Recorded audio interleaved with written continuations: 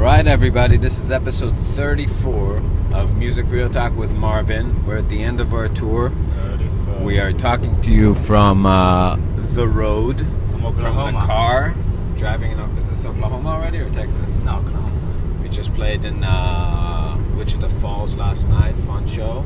And now we're driving to play in Springfield, Missouri. And this is brought to you from the rental car. So, first of all, I want to say something. We just got emailed by our first advertiser.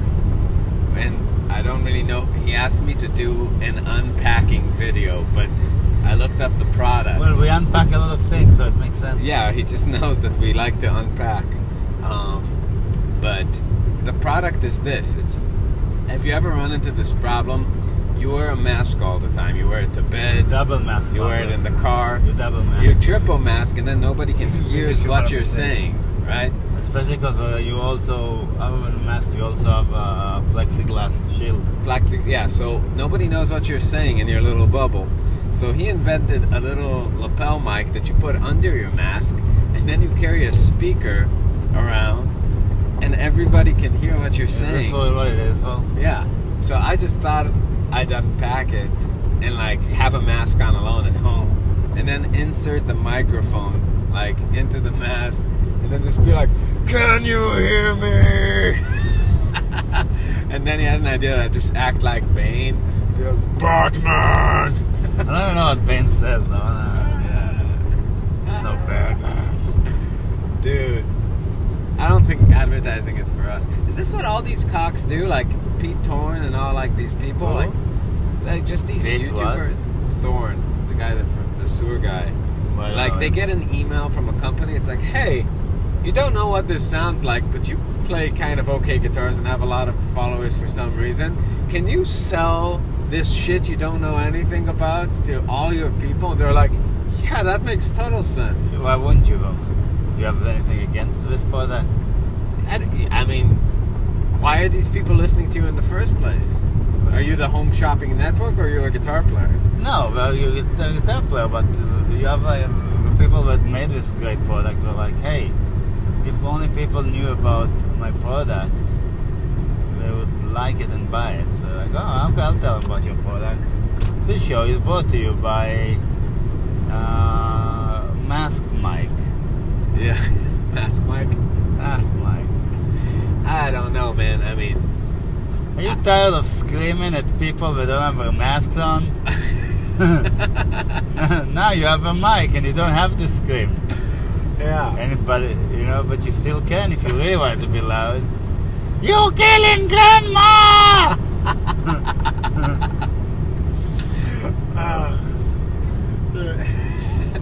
This product comes with a straw hole if you need to drink from the Kool-Aid again. That seems like the worst. It seems really like a bad idea, this mic. Yeah. So I'm curious to see it. Anyways, yeah. So you should go on Amazon after we'll post associate links if this company. I just got an email from Amazon, but we didn't reach our goal. Oh no. I told you we should talk to what. Yeah. Anyways, so that's that. What else happened? We were touring in Texas. I had an epiphany moment. We were at Lockhart Barbecue in Dallas, which is a wonderful, wonderful barbecue place. They have the best sausage ever. Melts in your mouth. That's right. And we were listening to Stevie Ray Vaughan, which I love deeply. And then I realized every barbecue we've been to, we've been listening to Stevie Ray Vaughan or somebody that sounds just like him, like Mason calls him, Billy Ray Shepherds. You know, like him and his minions. And then it came to me a real question: what did Stevie Ray Vaughan listen to when he went out to eat barbecue? You know, because people are like Albert King. It's like, I don't think Albert King was huge in the barbecue scene. I think Stevie Ray Vaughan just created that connection, and it was fundamentally a different style of music in a barbecue before that. Probably not even blues. You know, I thought it was just silence. Silence. They would all just eat barbecue in silence. Then he put on his fluorescent colored shirts his music notation strap and the cowboy hat, and really gave Texans their identity, which is like space cowboy that plays the blues electrically. Oh yeah. It's amazing how much he did for the Texan. Like, I'm sure their image was something totally different before that. There used to be the silent song type.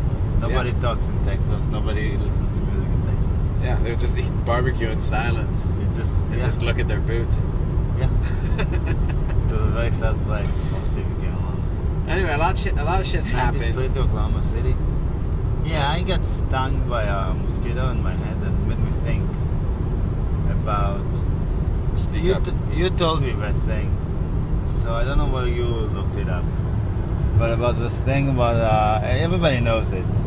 That an average person eats like 10 million spiders in their lifetime or when they sleep. You know what I'm talking about? No. You told me that. I told you that? Yeah. Did you eat 10 million spiders when you Not sleep? 10 million. Like, you know, like... A person on average would eat 900 spiders in a lifetime. I told you that? Yeah. It sounds like before Google. No. It's before Google, I think. It was one of those stupid books you had, maybe a book with, like, people had abortion in the 80s and there was less crime in 2000. Like, that kind of... Oh, like Freakonomics? Like stuff like bro, that. this is so deep, bro. Yeah, like, oh my god, they just make the craziest connections that are obviously true. So I was thinking about it, how... You know, you always wake up in the morning and you see cobwebs, and you're like, "What is the spider? Where is it?" And then also that I saw a lot of people sleep in my life. A chunk of it was outside when I was in the army, and I've never seen anybody eat a spider. I was thinking about it when we were in the same hotel room. I think maybe they eat small spiders. I was like, "What are we talking about? Wouldn't you ever wake up?" Like, there's a spider when in there's your a throat? spider in your mouth, like just for a second, or you find something stuck in your teeth. It's one of those things, and I'm telling you, a lot of people heard about it. I'm pretty sure it's why it's like, I don't know if it's economics, but it's one of those stupid books that used to be big. Yeah. And I was just, that's one of a current theme in our recurrent theme in our podcast. It's like things I remember from before Google that people said and everybody accepted. Even though we made 0 sense, but then it's like, oh, it's in a book. Yeah. It's in a book. So... You're debunking it, maybe. I'm not debunking it, I'm just remembering the spider thing, but like everybody knew it. I don't remember this one. Yeah, I heard it from you, so that's very strange. Can we talk for a second about a radio show? Like, how can anybody believe that you can eat a spider in crawling down? Like, if you're married, don't you see your spouse? Like, if you're a woman, you never see your husband sleep, obviously, because you have to wake him up. You can't sleep. Women can't see their men sleeping. It's my wife doesn't like it either. It's evolution. It doesn't do with your wife. She's like, he should get up and do something. No, it's evolution. He should work. It's in the cave. Women that let their husband sleep in got eaten by cheetahs. Yeah. So that's probably true. So it's evolution. I believe you're probably right. Yeah, she doesn't. My wife's least favorite thing is to see me rest. She can actually handle sleep better than rest.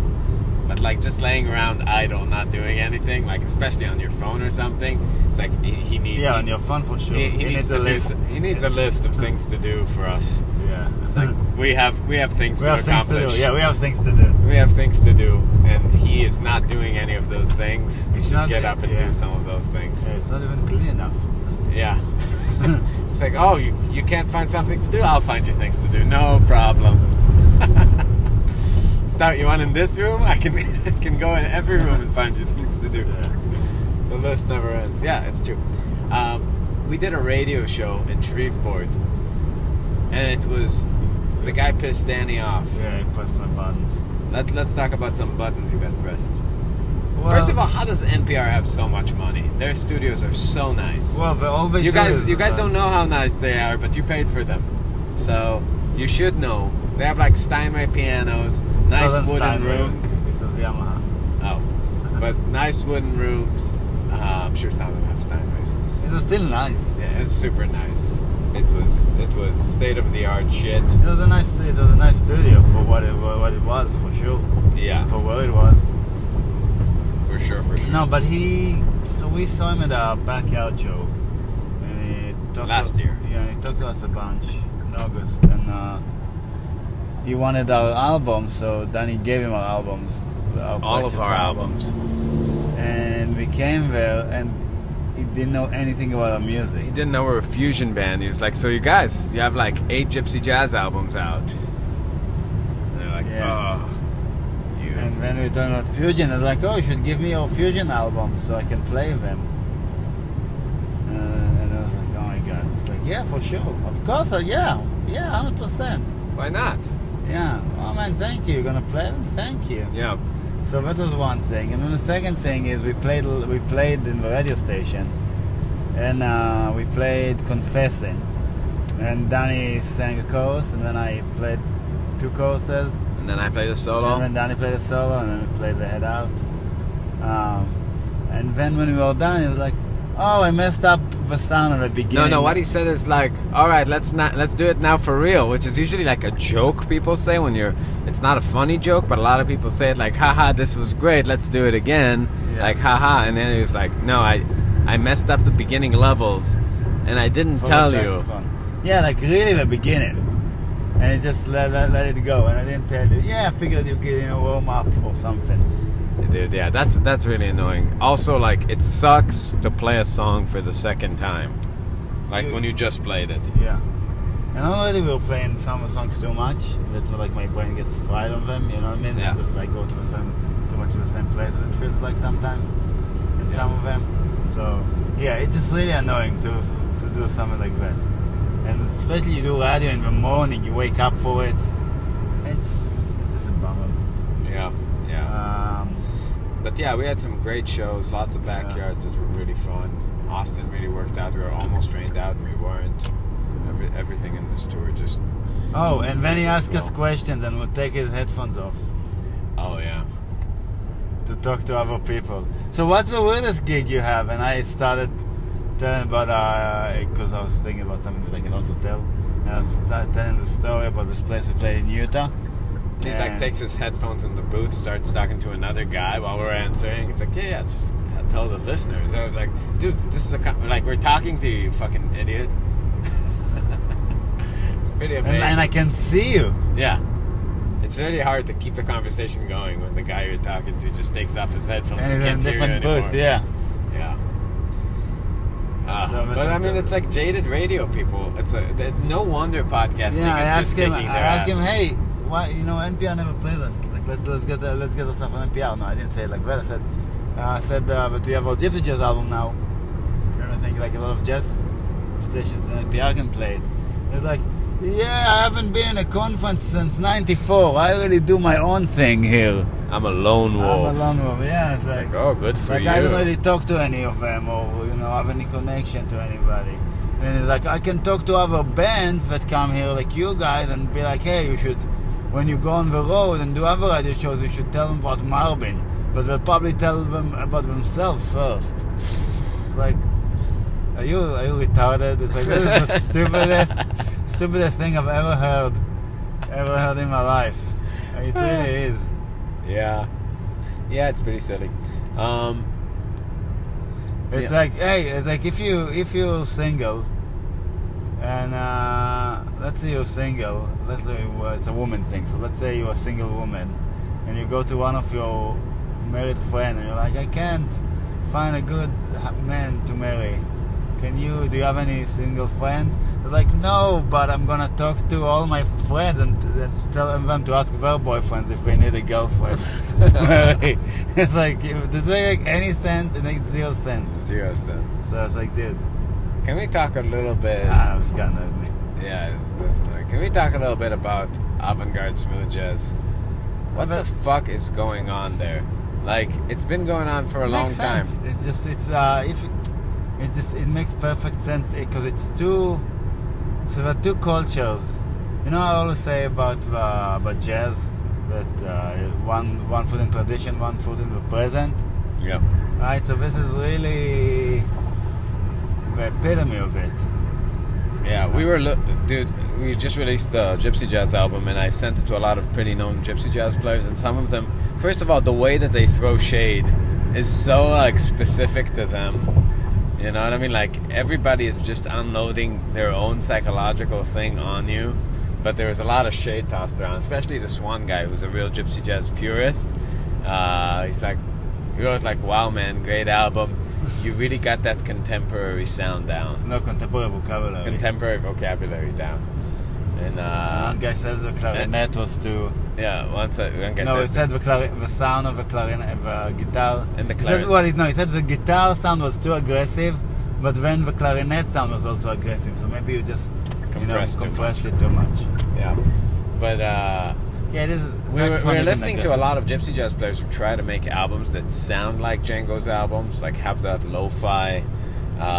thing. That's time to have 2 feet in the past. Yeah, exactly. 2 feet in the past you don't want. It's like there's no reason to make pop like from the 20s again. It sounds like a joke.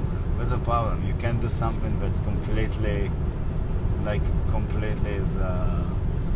yeah, you need to use the tools of your time to some extent. And also the musicality of your time to some extent.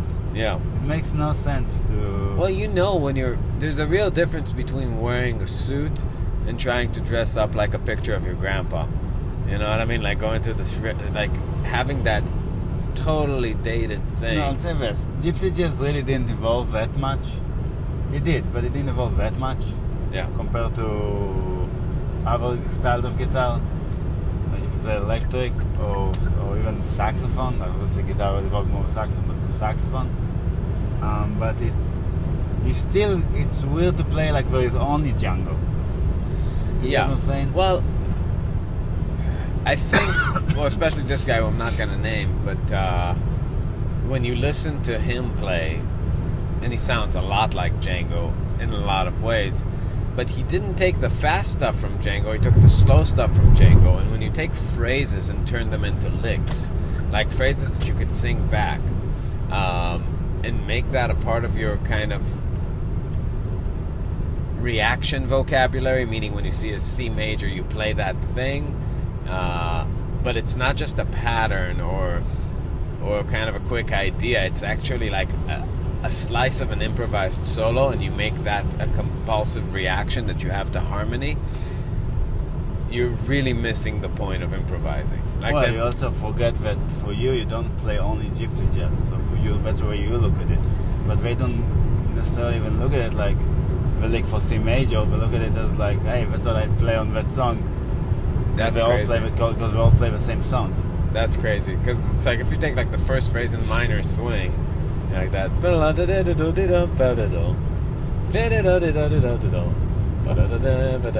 and you just play that every time on those kind of changes.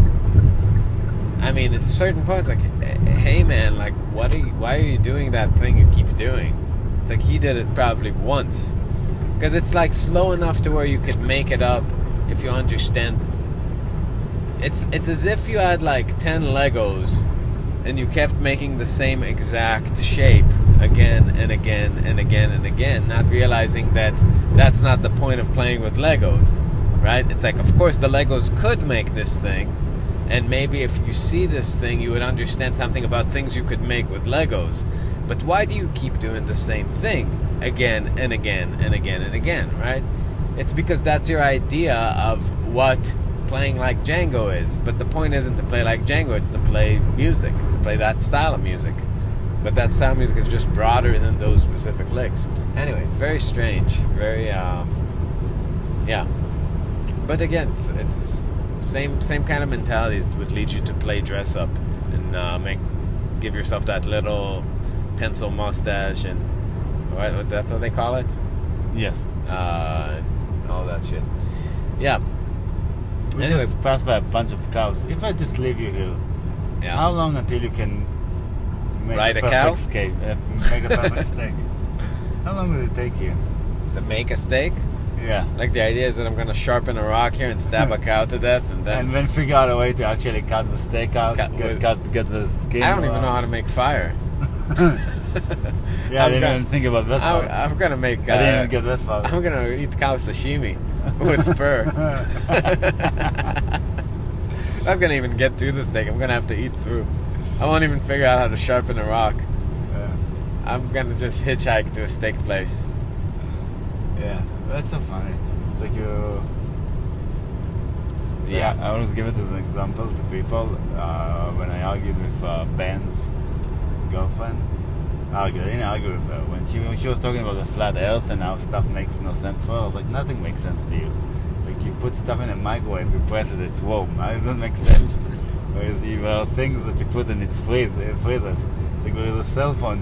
What it goes to, it makes sense to you that this piece of machinery goes to space. Your voice goes through it and comes out on the other side of the world. That makes sense to you. As long as it doesn't have to transfer in a semicircle. Yeah. Like how is recording make sense? That you say something and then you can just play it back to yourself. Does that make sense to you? Like, would it make sense to anybody in the world? I think people are blown away that we know actual flat earthers. Yeah. Wow. But it's like, imagine before you knew what recording is. Yeah. Would you ever think by talking that somebody can capture your speech, like hold it and put it in a machine that every time you open the machine it repeats itself and it sounds exactly like you? Probably not. It's so crazy. I would never think even to think about inventing it because it makes so little sense. Yeah. But then I'm thinking now, it's like you don't even know how to eat a cow. You know what I mean? Yeah, we have devolved in a lot of ways. And evolved in others. Back to smooth jazz avant-garde. So we saw a saxophone player who shall remain nameless. Should you remain nameless? No, his name's Chad. Oh, no, that's not the guy. That's what you're talking about. No, we're talking about the 6 levels. Oh, we didn't. Never mind. Keep going. Yeah. I forgot that yesterday we didn't have. So, yeah, 6 levels of licks. And he was just dividing saxophone licks into 6 levels of advancing to, he called it like to be an international world class pro. International world class pro. If anybody ever tells you international world class pro, you should actually stop listening to him right then and there. And just run away screaming. Yeah, run away screaming. Do you want to be an international world class pro at your instrument? It's like, is he opening a club for international world class pros? International, the world players. Jesus Christ! It's like who controls who's in the club? Because I mean, I would if I were in charge of the world class pro club, I would have some edits. I've seen a lot of world class pros that can't play for shit, or even the ones that can play make fucking music, dude. Anyways. But to be an international world-class pro, there are 6 levels of licks. And then the first lick he plays is like... From the Outburst Suite. Right, so the lick from the Outburst Suite that Brecker like moves around and plays out. Anyways, that he calls that diatonic, and that's level 1. So Charlie Parker, for a world-class pro... Charlie Parker is level 1. This guy's gonna be level 6, but Charlie Parker is level 1. So there are 6 levels between where this guy got to and Charlie Parker. You know what's funny to me? That we explained also the lick, how Charlie Parker plays all the notes of the mode there, and that's another thing that world-class pros do. Touch every note on the mode on every lick. So you there is level under level 1, which is Louis Armstrong. So Louis Armstrong is level 0. Is level 0. And then Charlie Parker made the leaps into level 1. Now you get to level 2, and you get to more advanced players than Parker, like Sonny Rollins and John Coltrane, and they use approach notes that Charlie Parker actually also uses all the time, but they use like triple and quadruple and quintuple approach notes, and they have more chromatic licks. Now level 3... Yeah, even though Charlie Parker definitely uses a lot of chromaticism too. Sure. Level 3, I forget what it is. What was it? I don't remember. Oh yeah, it was using the, like, on the 5 chord, you used like the Mixolydian, which is like the flat 7 of the key. So if it's like D minor, G7, C major, it'd be D Dorian. And then on G7, he'd play B flat Mixolydian. Yes. Which just kind of lets you move things around to sound out, yet somewhat in. It's almost like playing altered, and then back in. Oh, it's almost like playing the altered version of harmonic major, kind of. Yeah. Level 5 was minor 2-5-1s with really weird harmonic choices. Like on the half diminished chord, it was low Korean natural 9, which is the 6th mode of melodic minor, which almost never actually works. Yeah, it doesn't work in that context. This is the thing. He ignored contexts too. Like 2-2-5-1s in the same songs. They don't look at context. Are totally different. But that's how most players look at stuff. They just look at what the chord is and what they play on the chord, regardless to the context. Anyway, skipping ahead, the highest level is what's called shifting. It's kind of like what Michael Brecker does and a lot of fusion guys do, where you take unrelated pentatonics or unrelated modes and you just start sidestepping and moving things around. It's playing super out. It's playing super out, superimposing things on things. And this is the beef I have with this shit. When you get to that place, when you're playing that out that much, things stop sounding like the song. And if you listen to one song on an album, it could be the most exciting solo on the album, but all of the solos relative to each other sound very much the same because you're doing the same shit on everything. By the same color, it's a very specific color. And those colors, the ear doesn't have a good way of discerning them. I mean, I've said it a lot of times, but if you take a look at like people like Arnold Schoenberg and what the great gifts he gave to the world, which is like 12-tone rows that sound like, poop.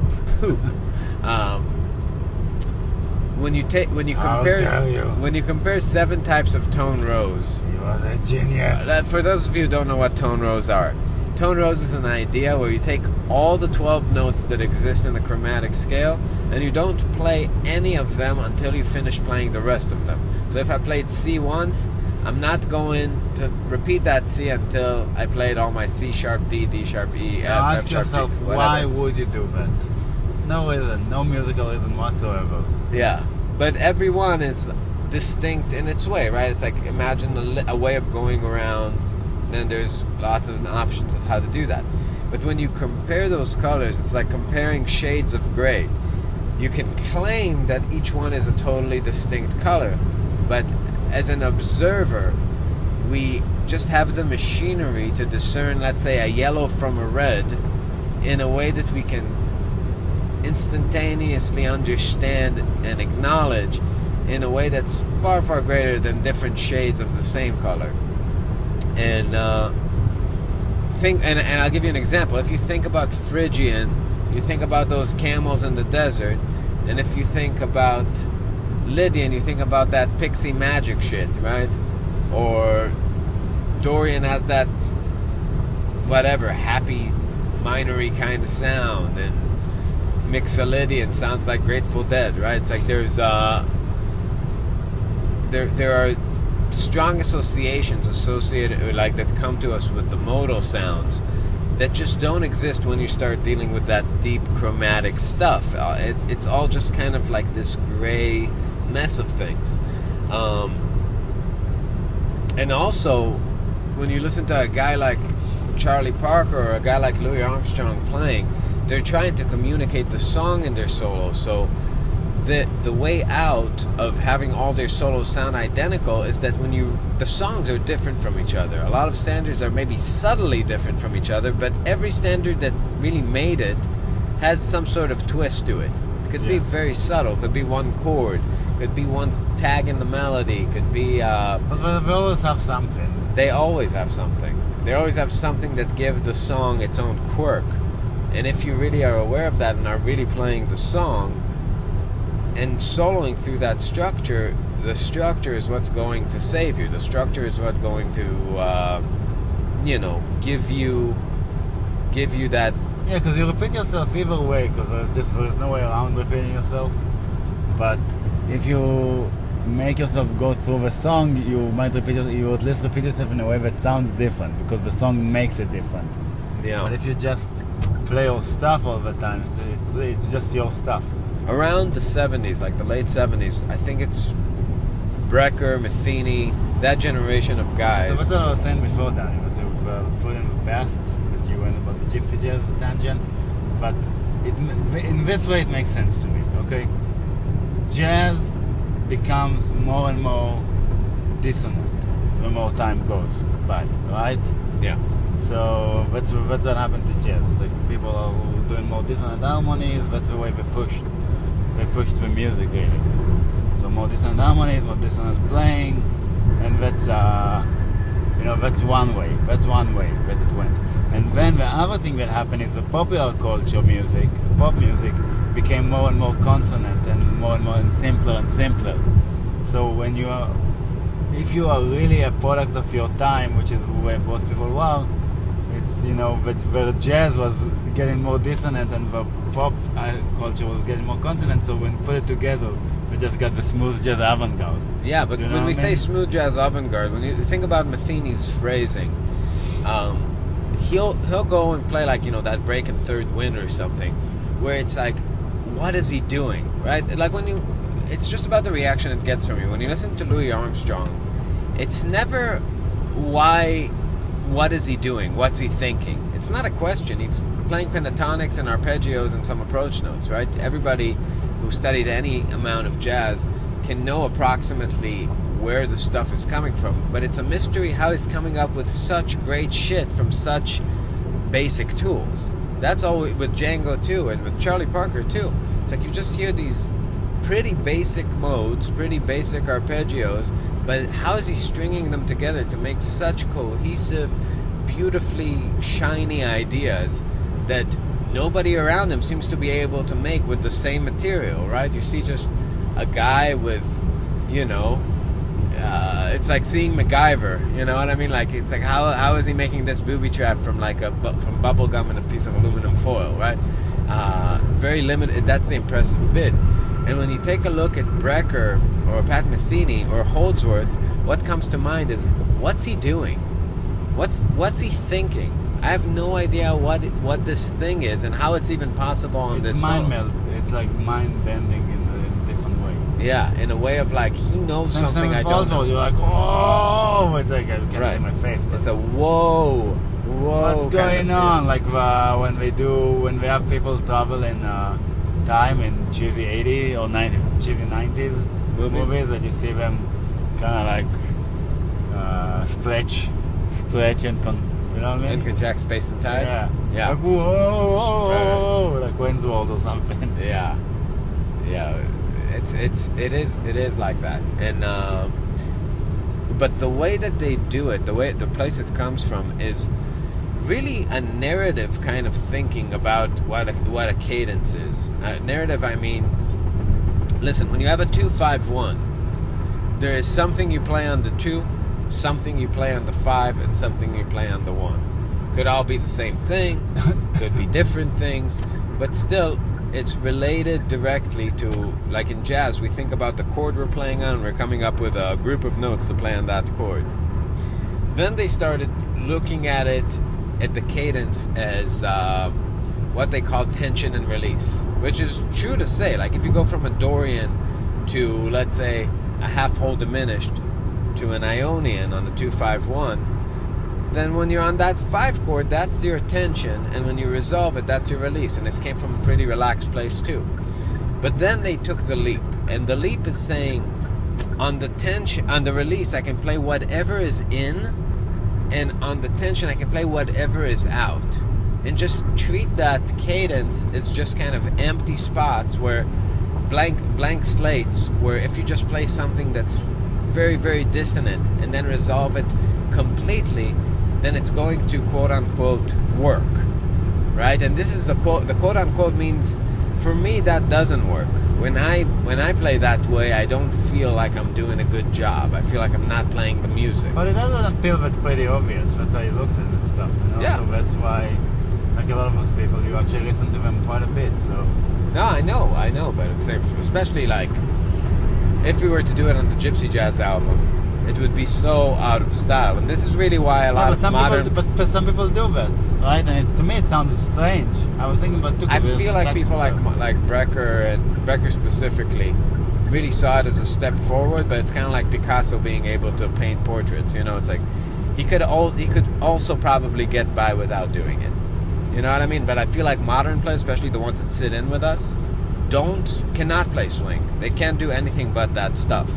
Yeah. you know. And this is avant-garde smooth jazz. What we mean by that is going to like pentatonic shifting and all that stuff that's terribly out, and then you're in. It's like this R&B melodies that you wouldn't be surprised. Another thing that happens, but if you listen to the other saxophone player, what we listen to, that is I don't know if it's getting popular, but we just saw a bunch of stuff of his, and he played really avant-garde. So he played really out of tune in his lower register, and he just played it like all the like all that stuff. Tasmanian devil. Yeah. Growl. But then he would play like really R&B. I guess he didn't even go that far with this one specific one. He did play out of tune. But when they when he would play R&B, that would be like the height of his solo, which was that parts were good, but it was just like it was very simple R&B chord notes, chord tones. Like major pentatonic shit, like pentatonic melodies that you would not be surprised to catch Justin Bieber singing on a hit. What a do way up on, what a do do do do again, when you are good, when you have some talent of a talent and what sounds good, so that person specifically had some good stuff in his solos. Both of us people that you're talking about actually have good stuff in those solos. You're like, oh, that's pretty cool. Yeah. But the general thing of those solos is just very I don't know. I did the thing that you're, I guess, not supposed to do anymore when you watch a YouTube video, which is listen to their music. I pulled up their albums and I listened to their albums. Oh, that was different. And yeah, their it didn't work. No, none of it worked. The albums were not good. It wasn't fun to listen to. Yeah. And I'm sorry. I know, like, and I know the reaction's like, well, you didn't like it. It's like, no, nobody likes it. yeah, it's like, but it's not going to cut it. It's not fun to listen to. It's not great jazz albums. Both these guys, and that's a shame, you know, because I don't know, man. We were playing a casino, and this lady came to me and Danny, and she was making a cheese plate, and she came to me and Danny like, would you mind taking picture of us cutting cheese? We both looked at her. It's like, you want me to take a picture of you and your husband cutting cheese? And I tell Danny, can you take a picture of me cutting cheese afterwards? Dude, when somebody comes to you straight face and naively asks you to take a picture of them cutting cheese, and you're supposed to like not laugh. It's not childish. It's just so funny. It's not childish. That shit's gold, man. It still makes me laugh just thinking about it. Dude, yeah, good times. That shit was so intense. That was good. But yeah, about those people. Yeah, it's very strange. It's very. The problem really is that you can either do that or no. There is such a distinctive line. Like you can't mix it in with your playing. That's what I found out. If I look at what most people do and I try to mix it in my playing, it doesn't work. It's on a. I do a lot of stuff that's out, so you know, especially when you're playing stuff that's more jamming. But I don't never go that far, and when you go that far, it just doesn't. You can't go back and forth between how I play and how they play. Yeah, it doesn't work. It clearly just that your whole musicality rejects it. I mean, I get it. It's like if you really like somebody's look, and you're like, "Hey, man, can I have a piece of your skin?" And then just try to like take off a piece of your skin and sew it into place. Yeah, but some stuff, but sometimes it works, right? So sometimes you can hear somebody doing something, and you're like, "Oh, that's kind of cool." You know, like you can hear Cannibal doing and you're like, "Oh, that's kind of cool. I can take that." No, you can be. Of course, you learn from others, but when you go, especially like you're a formed player, and you're trying to take something that's a totally different dissonance level from all the rest of your tools. Like if I try to put a one Holdsworth lick in my lines, yeah, but it's occasionally I do it, you know, like not in shows, but like at home, I find a line of his that I like, and I try to, you know, practice it a little bit, but it never makes it in because it has nowhere to. There's nothing I do that it could go into that, and there's no place to depart into it. Music is strange in some sense. It's like smell, that you notice when things change more than anything else. Yeah. So when somebody just plays out the entire time, your ear gets really used to it very quickly. But when somebody plays mostly in, which is what we do in the harmony, and then your ear gets used to that, and then if you play something out immediately after, it doesn't fit. Like it really sticks out more. Like it Yeah. sounds more out than it does when they play. Absolutely. So that's one. That's yeah. Yeah. That's a big issue with all that stuff. Yeah. By the way, I want to give a shout out to a fan of ours in Dallas. I'm not gonna name him, but he did meet us at the side of the road basically and gave us sweet brownies. Yeah, we had a good time yesterday. Dude, that was such a good time. Let me think. More fans should behave that way. That was a good call, fan. It was. I'm not gonna name you because it's still illegal. But yeah, that was really nice. Anyways, yeah, Gypsy Jazz album Fernwave is out, and we're so fucking happy with it. I mean, I haven't been. It's so weird because it's like I'm not jaded on fusion, but we made a lot of fusion albums, and I always like them, and they always help me. I'm not even talking about like sales or anything like that, just what it does to my playing. But releasing this Gypsy Jazz album actually made me a much better player. Yeah, It's like when we go out and play right now, I feel so good. Yeah, like, it's, just the fact of like having confidence to do it. yeah. That you be more free with how you play. It's pretty good. I don't know. I've been all tour. I've been feeling so comfortable with the guitar, Yeah. and like just that the lines are flowing. Oh, and I didn't say this on the podcast, but a fan of ours in Texas named Kelly in Hawkins, Texas, who owns a guitar shop. It's literally, by the way, guitar nerds, this is the place to go. He has all the vintage shit you can dream of. Yeah, if you want vintage stuff, really does. It's like insane. So he let me try 6 blackface super reverbs, or 4 of them. He had 6. Let me try like 4 of them, and there was one that just sounded monstrously huge and beautiful and sparkly, like Stevie Ray kind of thing. And dude, and he gave it to me. I was just playing it for a while, and then I actually don't think you should have it. I actually don't think there's a store in Texas with more black faces. Yeah, he has the most black faces in Texas. That's what I think too. Yeah, but it's called Action Sound. Totally worth checking out. I'm not even sure if they have a website. I think they have a Facebook. But if you're ever driving through East Texas, definitely make a stop. I mean, he has a big shop, and then there's 2 other warehouses just filled with hundreds and hundreds of all vintage instruments. Like insanely valuable stuff. And historic stuff, you know. That amp is from 66, I think. You know, they stopped making black faces one in 70s. Trudeau kept going, but some people stopped. Yeah. Anyways, what else happened? Last time we did the podcast was when we were high in Clarksville. yeah, when we were in bed in the king size. Yeah, in the king size bed. Yeah, that was good times. That was pretty funny. Yeah, dude, we were just back on the road, and things seemed to be totally open, right? The only place really we had to mask up was Austin. Which is hilarious, because that's also the place where you're most likely not to get bit to death by a herd of homeless people. Jesus Christ, what happened to that city?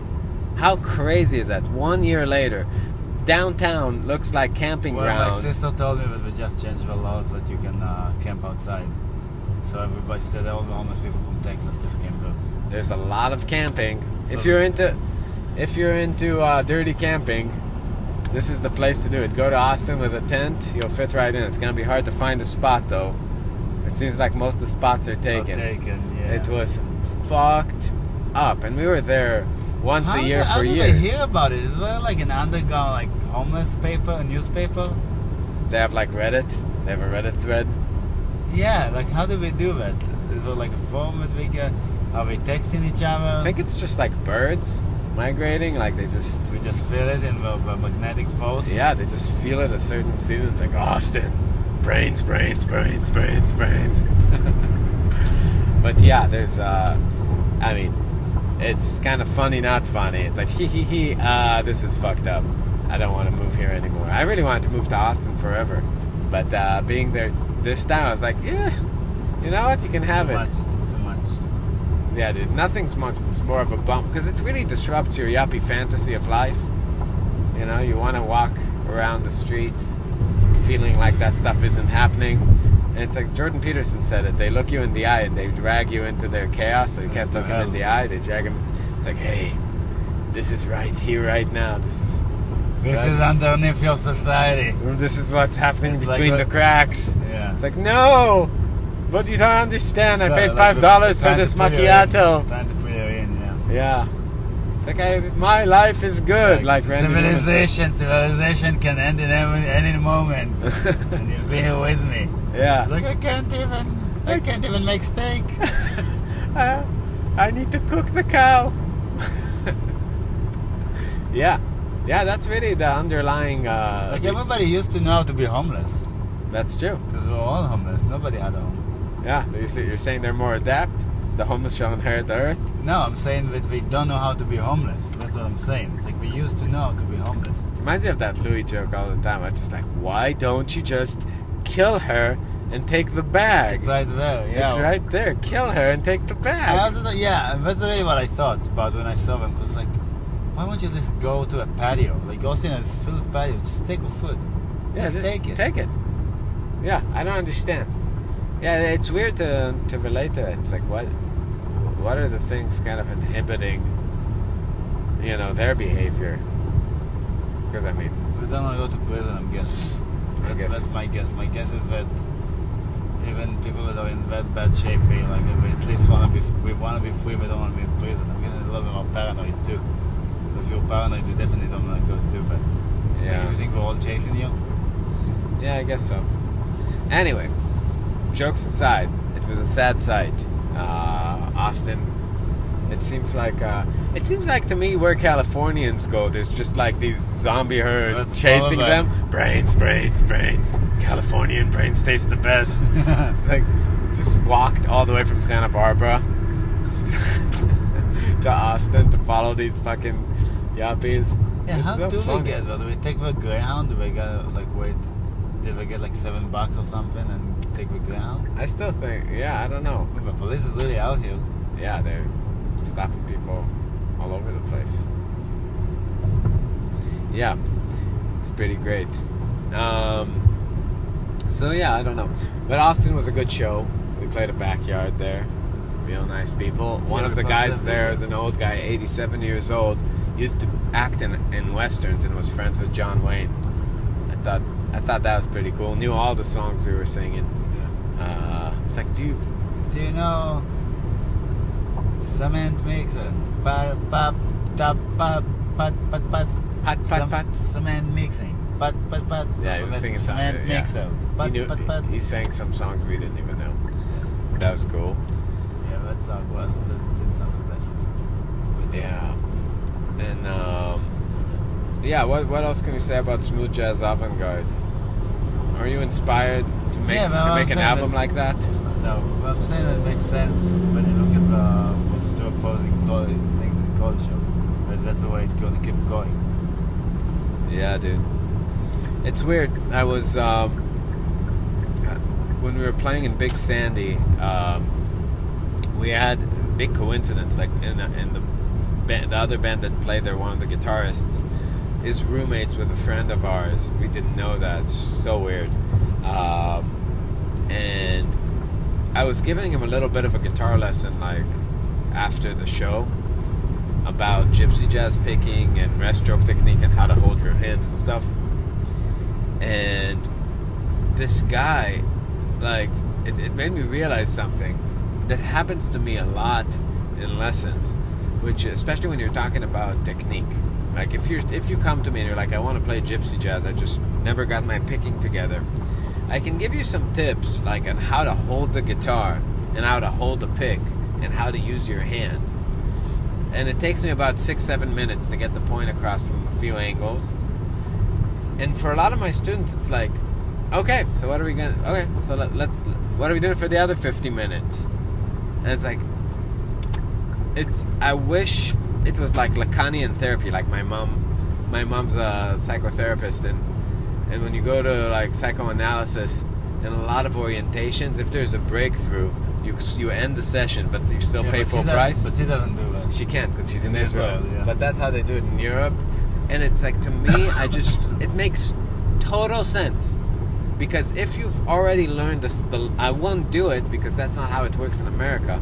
But if you paid whatever I charge, right? Like, let's say I charge $100 and the lesson was 5 minutes, but it was poignant and you understand what you need to work on. There's no point in me filling your head with garbage for another 55 minutes. You need to go home and figure it out. And a lot of lessons are like that when you're... I mean, I feel like I'm... in that sense, I'm a good teacher. I can see what the person doesn't have, and I can explain just that. The problem ends up that we have like 50 extra minutes, and I have to give him 10 other things to where everything seems like it has equal weight. Yeah. But like, if I could just tell you, hey man, use this part of your forearm, not that. And then it's just maybe practice in front of me for 55 minutes while I just like chew you out. That would make sense actually, just to have him practice it. Yeah. Just to be like, hey, do this drill, this, do exercise, this. But nobody would want to do it. You're too exposed. It's like, I wouldn't want to do that in front of a person. I'd be like, okay, I get it. Let me be alone. Yeah. And work it out. I don't want to just fail in front of you. And like, it's not helpful if somebody's like, no. You don't have to do that. It's just like, hey, just do it slowly and then just let them do it. Yeah. But yeah, it's that would be the most helpful in my mind, to just... I think that's the real inhibitor of growth, because you see a lot of people who can't figure out harmony in their 30s, how to play over changes, or can't figure out how to play fast in their 40s. It's like, if this is you, there's only one thing that could have happened. You always refuse to go back to the place where your skill stopped. You always refuse to revisit where you actually are, either with your physicality or with your knowledge, and be patient with yourself and build it from there. You were not willing to take the appropriate amount of steps back and just look at it one step at a time from that point. Even if it's just going back to the major scale, learning that on the instrument, learning how it relates to the chords in the music, learning then how to play over a secondary dominant, learning how to go back and forth between two modes, between two arpeggios, learning how to use approach notes, learning how to use your right hand, learning how to saxophone, learning how to tone, you know. There's always this place where you need to just build it from, that sometimes it feels like way too many steps back, but you have to do it or you're never going to move forward, you know. It's like, I wish there was an alternative. Yeah. But there really isn't. I don't know. It'll be interesting. Next week I'm going back to teaching, so I have some students lined up. I wonder where... I'll try to do some of that. I'll try to like focus on one thing and make them do. So they're all gonna quit the week after. You'll be like, nah, so I'm thinking just for you it's gonna be hard. Yeah. Well, my problem is that I can't watch people do things wrong. I always stop them. But it's hard for you to watch people do things generally, I feel like, when it comes to playing. Yeah. Yeah, I like playing. And I like talking. It's tough. Yeah, in a lot of ways I'm not the optimal teacher. I see that about myself. But for some students I feel like I really can for more the brainy type, you know? Yeah, but that also makes no sense to me, because what does it mean to be an optimal teacher? Every student wants different things. You don't know what your student really wants from you. No, I don't. But I mean, I guess that's part of the teaching process, is finding out. You know, sometimes the relationship works and people do make changes, you know. Like for me, if you're able to do things you weren't able to do before, then the lesson was a success. Yeah, but also if they understand that they don't want to do it, it's also a success. Yeah, that's... Like, I don't think a teacher...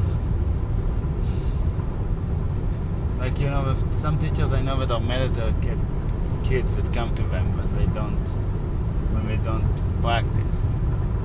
And I get it, because you feel like you're wasting your time. Like, what, we're gonna... what am I just doing with a kid that doesn't give a shit again, the same thing again and again? Yeah, but if he doesn't want to practice, why should they practice? Why should they do? No, Even for a if lot they of don't people, want you're to. just kind of a station in their life. That's totally fine. I think that's totally fine. I know, but I wouldn't be mad. No? I'm not mad at my student who didn't practice something. It's like, I don't care. Yeah. So you do you. Yeah. The thing that's hard for me, the hardest kind of student is the ones that are okay players, but come to a lesson in a totally placid state. Yeah, like, You know? like just teach me. Yeah, like no questions. yeah, exactly. Like, teach me things. It's like there's no subject in life that could be taught to a person who doesn't have a question. Nothing that you don't want to know could ever be taught to you. You can't be washed over with knowledge. Like, what do you think? Like, what do you want to teach me? It's like, I don't want to teach you anything. I want to play, and, I want to get paid, and I'm very happy to help you. Yeah. You know what I mean? I'm very happy to help you in the process. Like, extremely. Actually, I want to answer all the questions you have. And I want to help you figure out. Fun. Like, I like when people ask me questions. Yeah, those are the best lessons. When people actually have questions. And also, like, when people want to have questions, when they're actively trying to figure out it's totally fine to be like, I don't know what I want to get better at, I don't know how to get better, but help me figure it out. That's great. But just, like, show me stuff. We see it in colleges all the time when we teach clinics. That's one thing. We never used to let people play in our clinics. We saw a lot of clinics, and we were never into that saying of like, we bring somebody on stage or whatever. Because it doesn't really change what we want to talk about, because we kind of know what problems people have. Yeah. But I did like it when we did it a few times, because when you talk to students, they don't acknowledge where they are most of the time. I mean, their imagination is completely, like, you're talking to, what you're saying meets their imaginations of themselves, and it doesn't meet them. Do you see what I'm saying? Yeah. So when I explain to somebody about rhythm, then instead of understanding, hey, I can't really play any of those rhythms, they think like, oh yeah, I understand 16th note, and I understand that, and I know that, and those lines, and Charlie Parker does this line that I learn, and I transcribe Sonny Rollins, and he does this, whatever. But when you make them play, when some teachers want us to listen to the students and play with them, it takes them to where they really are. Yeah. And it puts everything in a bit different angle and gives a different perspective. Like, we're trying to play blues together, and you couldn't play blues. Right. You can't so do it's the like most you don't basic know shit. that, because people, when you tell them in school, maybe rhythm stuff wasn't a good example. Let me give you a good example. You tell them, let's say, okay, there are a bunch of scales and modes, and you give examples of modes, lead and dominant, like of modes of melodic minor, lead and dominant. I need to think all of them, like melodic minor, lead and dominant, Locrian 2, altered, Mixolydian flat 13, right? So basically, and you go over all of them.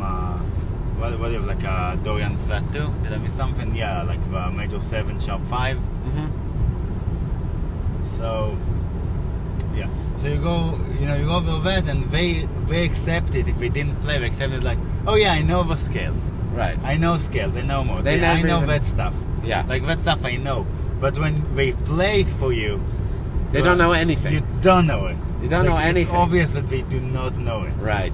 Well, I mean, we did clinics in middle school and high school, and to me, still, the most amazing thing happens.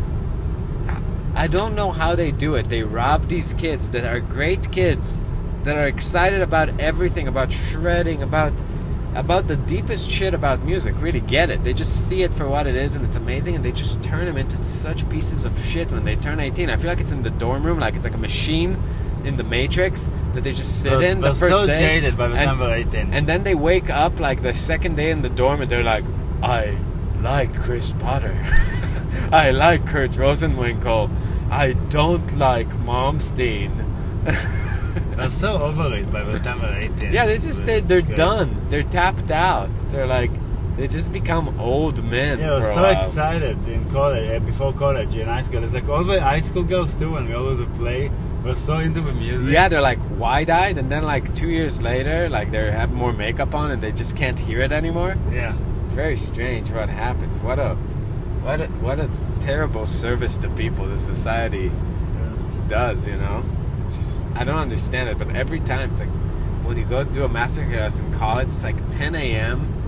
and everybody looks like so sleepy, so deprived of energy. Yeah, like the vibration in the room is so low.